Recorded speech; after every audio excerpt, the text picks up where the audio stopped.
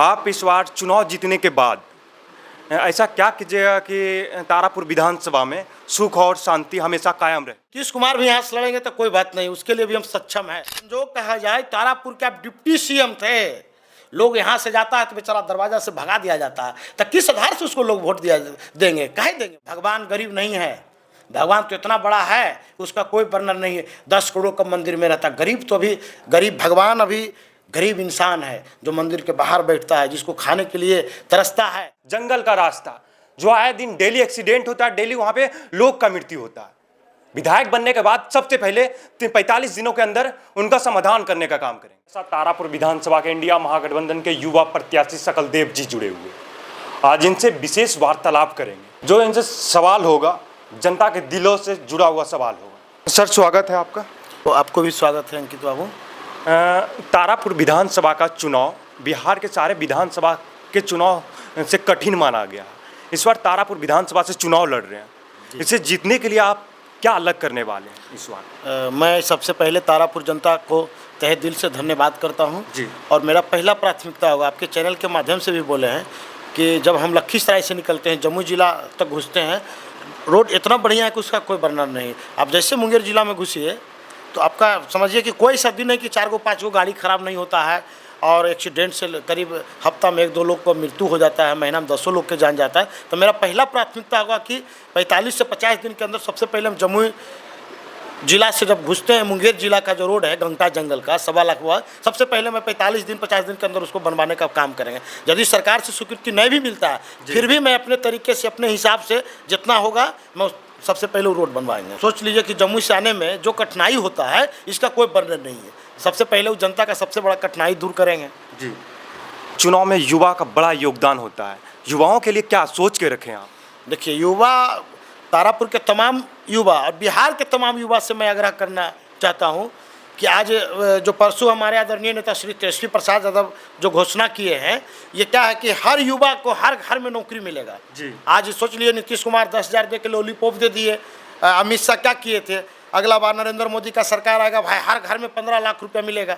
अगर आज तक 15 लाख नहीं मिला, ये नीतीश कुमार जब चुनाव आया तो हर महिला को कहते हैं हम 10,000 दे देंगे। आप पहले क्यों नहीं 10,000 दे दिए? आदरणीय नेता तेजस्वी प्रसाद यादव जब कहे हम 1500 पेंशन दोगे तो उसका कॉपी करके 1100 1000 रुपये पेंशन कर दिए।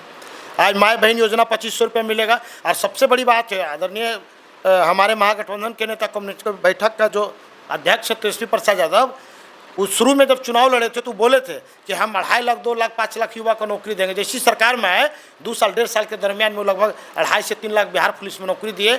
आज जो सबसे बड़ा इनका घोषणा है कि हर घर में, पूरा हिंदुस्तान का, अब पूरा वर्ल्ड में इसका सोशल मीडिया से आप देख लीजिए कि कोई ऐसा नेता नहीं है कि पूरा बिहार में हर घर में एक सरकारी नौकरी होगा। यह आदरणीय नेता श्री हमारे तेजस्वी यादव का यह वाहन है। और जैसी सरकार बनते हैं 20 दिन में इसका कैबिनेट में पारित करके 2 साल में हर घर में 1 गो नौकरी होगा। आप सोचिए, गांव में जिसका घर में नौकरी लग जाता है तो कहता है फलामा बेटवा की नौकरी हो गई, मेरा तो बेटा की नौकरी नहीं हुआ, मेरे पास पैसा नहीं है, घूस नहीं दे पाए। बेचारा BA करके प्लेटफॉर्म पर बाल बेचता है, स्टेशन पर जाके जूता चप्पल पॉलिश करता है, चाहे गरीब हो, चाहे अमीर हो, चाहे कोई कास्ट हो, स्वर्ण कास्ट का हो, अति पिछड़ा समाज से हो, दलित समाज से हो, सब समाज का, चाहे आदिवासी समाज से, सब समाज का हर घर हर परिवार में एक सरकारी नौकरी आदरणीय नेता हमारे तेजस्वी प्रसाद यादव घोषणा किए हैं।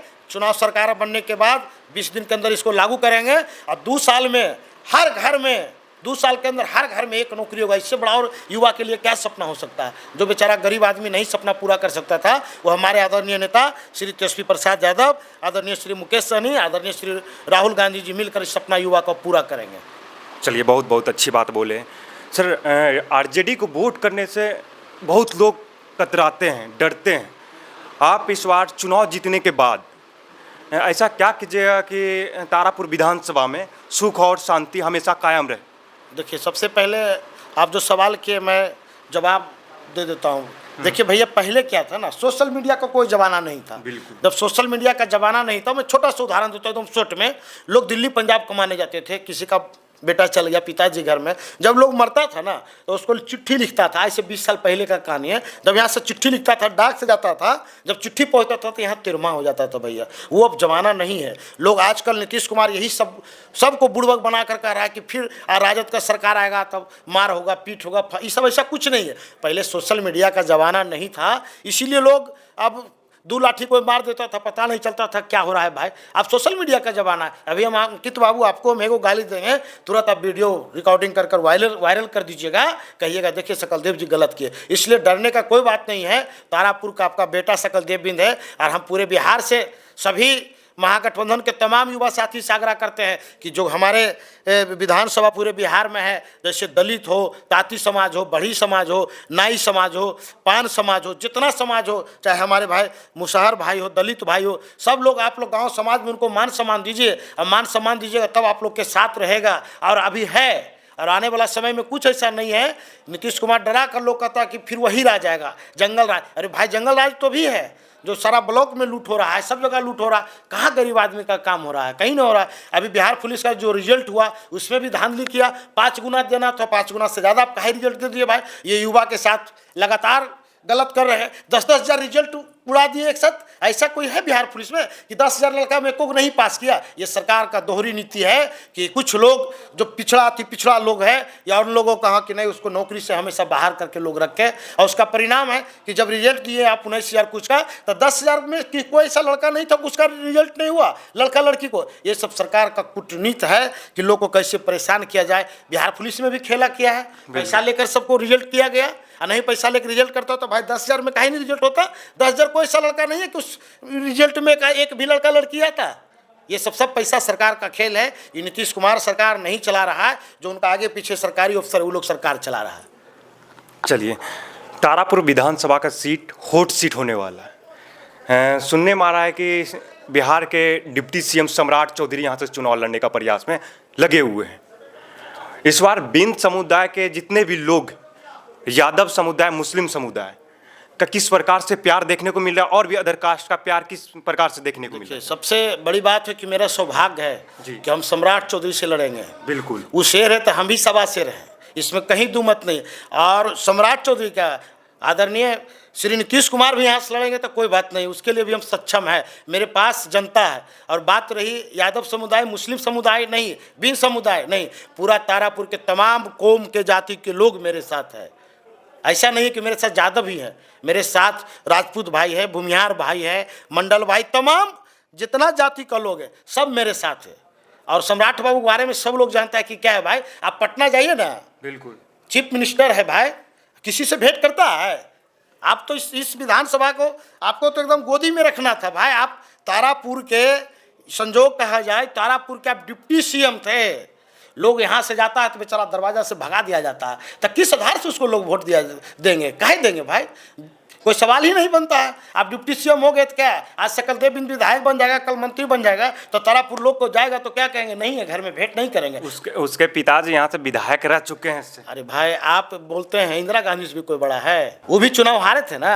तारापुर के जनता के दिल में बसते हैं। तारापुर के तमाम आवाम जनता को मैं प्रणाम करता हूँ, सबसे हाथ जोड़ के विनती करता हूँ कि आप लोग सच्चे और ईमानदार आदमी को चुनाव जीत कर भेजिए, ना कि सम्राट चौधरी ऐसे आदमी के पास जाइएगा गेट से भेंट करने नहीं देता भाई। क्षेत्र के लोग कहता है भैया हम गए भेंट, हमसे मिला नहीं। किससे मिलता है? वो आएगा 100 गार्ड लेकर आएगा, इधर से उधर आएगा, किसी से खाली दूर से प्रणाम करके चल जाता। ऐसे नेता का जरूरत नहीं है। नेता ऐसा होना चाहिए कि हर गरीब गुरुआ को समझे, सीखे, जरूरत पड़े तो 10-20 हज़ार रुपया मदद करे। ऐसा नहीं है भैया कि आज के हम विधायक हैं, मुखिया है, फिर भी जरूरत पड़ता है तो लोग को मदद करते हैं। जो गरीबी से उठा है, गरीबी का महसूस देखा, तो उसको पता चलता है कि गरीब क्या होता है।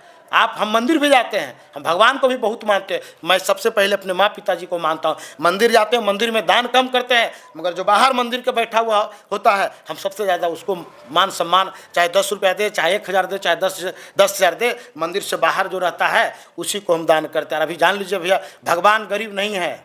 भगवान तो इतना बड़ा है उसका कोई वर्णन नहीं है। 10 करोड़ का मंदिर में रहता। गरीब तो अभी गरीब, भगवान अभी गरीब इंसान है जो मंदिर के बाहर बैठता है, जिसको खाने के लिए तरसता है। रोटी मिलता है तो सब्जी नहीं, सब्जी मिलता है तो दाल नहीं मिलता है। आज के थी में गरीब ही भगवान है।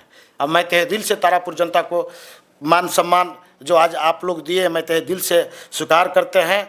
और मैं तमाम तारापुर के जनता को 14 तारीख के लिए आमंत्रित कर रहे हैं कि आप लोग नॉमिनेशन में मेरा आइए और वोट करेंगे नेता देखकर, बेटा देखकर, जो कि समय पर बात सुने। आप ऐसा बाघ को वोट दे दीजिए कि दूरे से गुजरेगा तब फेंका जाइएगा, ऐसा लोग को वोट नहीं करेगा जनता। जनता को काम का जरूरत है, नाम का जरूरत नहीं है। बिल्कुल बिल्कुल, नाम का जरूरत नहीं है, काम का जरूरत है। सुख दुख गरीब आदमी को कौन मदद कर सकता है, कौन मान सम्मान दे सकता है, कौन बगल में कुर्सी पर बैठा सकता है, और जरूरत पड़ेगा तो हम उनके साथ भुइयां में भी बैठेंगे। मगर यहाँ जो अभी चुनाव लड़ने आ रहे हैं, जिनका नाम सुन रहे हैं आदरणीय सम्राट चौधरी जी, वो आपको कुर्सी बैठने के लिए तो दूर के बात, आपसे भेंट नहीं करेगा चुनाव के बाद, और आज भी नहीं कर रहे। भाई डिप्टी सीएम है, आपका क्षेत्र में इतना समस्या है कि बता नहीं सकता। आपके चैनल के माध्यम से कितना बताएंगे भाई। चलिए, बहुत बहुत धन्यवाद। सकल देव जी के बानी में वह दृष्टिकोण है जो सीधे जनता के दिलों से अटैच कर रहा है। इनका जो कहना है बिल्कुल सत्य कहना है कि किस प्रकार से क्षेत्र को डेवलप करेंगे, किस प्रकार से विकास की ओर लेकर चलेंगे। सबसे पहला इनका प्राथमिकता होगा, सबसे पहला इनका काम होगा जंगल का रास्ता, जो आए दिन डेली एक्सीडेंट होता है, डेली वहां पे लोग का मृत्यु होता है। विधायक बनने के बाद सबसे पहले 45 दिनों के अंदर उनका समाधान करने का काम करेंगे। चलिए, तारापुर विधानसभा से जितने भी लोग देख रहे हैं, आप लोग इस बार किस पर्पज से वोट कीजिएगा, किस उम्मीद से वोट कीजिएगा, कमेंट बॉक्स में जरूर बताएं। अब मिलते नए वीडियो में, तब तक के लिए जय हिंद।